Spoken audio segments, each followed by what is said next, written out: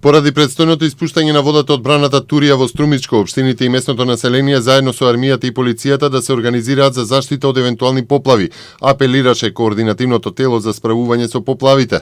Во последните 12 часа драстично изголемено нивото на вардари, се очекуваат мали поплави пред се на земјоделски површини во Демиркапискиот регион. Се стабилизира состојбата кај браната Калиманција во поплавените предели во Штипско и Битолско. Според координативното тело се работи на санирање на штетите.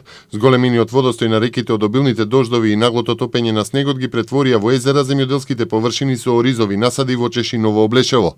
Во Прекине се обраќаат на повеќе патни правци поради зголемениот водостој на реките. Од големи одрони се оштетени повеќе локални и регионални патни правци, а се уште се без струја поголемиот број на села пред се во Острушко и Кичевско. Министерот за транспорт и врски Милејан Екиевски по состанокот на координативното тело најави дека поради преливот на вода што се очекува од Турија, определени се места каде што во текот на денот ќе се прават насипи. Вице-премиерот и министер за финансии Зоран Ставровски заедно со градоначалникот на Прилеп Маријан Ристевски и со кризниот штаб од општината денеска е на терен за да се информира со состојбите по обилните врнежи и невремето викендов. Според Ставровски состојбата е навистина сериозна, но во овие околности е под контрола. Обилните врнежи во Пелагонискиот регион оставија сериозни последици и состојбата е навистина сериозна во сите општини и населени места во регионот. Состојбата бара зголемена будност и наше максимално ангажирање, рече Ставровски. Според информациите од Центарот за управување со кризи во Прекине регионалниот пат Прилеп Кривогаштани кај селото Врбјани. Министерот за здравство Никола Тодоров денеска е во Чешиново Облешево, каде што присуствува на состанокот на експерти од кризниот штаб во општината по настанатите поплави во ова подрачје. На состанокот на кризниот штаб присуствуваат и професори, доктори, епидемиолози и специјалисти по хигиена од Институтот за јавно здравје и секторот за превентивна здравствена заштита при Министерството, како и представници од канцеларијата на Светската здравствена организација во Скопје. Целта е да се изврши проценка на здравствениот ризик по настанатите поплави, односно да се процени можноста за појава на заразни заболувања кај населението, а воедно и да се потсети на препораките за спречување на можна појава на заразни болести, како и препораките за користење за вода за пиење во поплавените подрачја.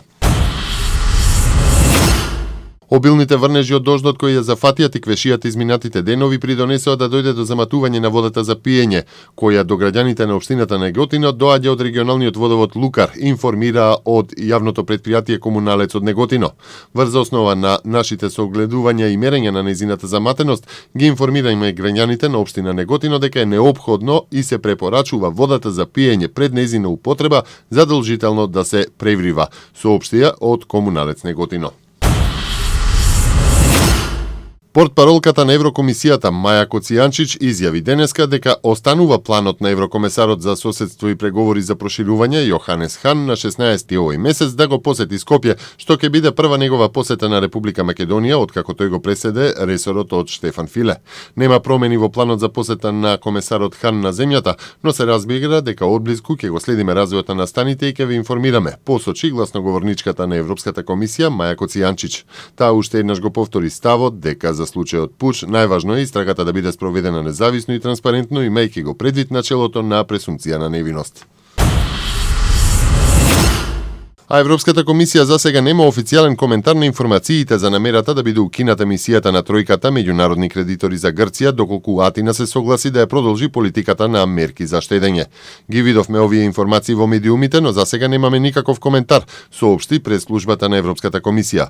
Дипломатски извори денеска истакнаа дека прашањето за повлекување на тројката меѓународни кредитори за Грција, односно Европската комисија, Европската централна банка и Меѓународниот монетарен фонд, може да биде разгледано уште оваа недела за време на посетата на грчкиот премиер Алексис Ципрас на Брисел на 4 февруари.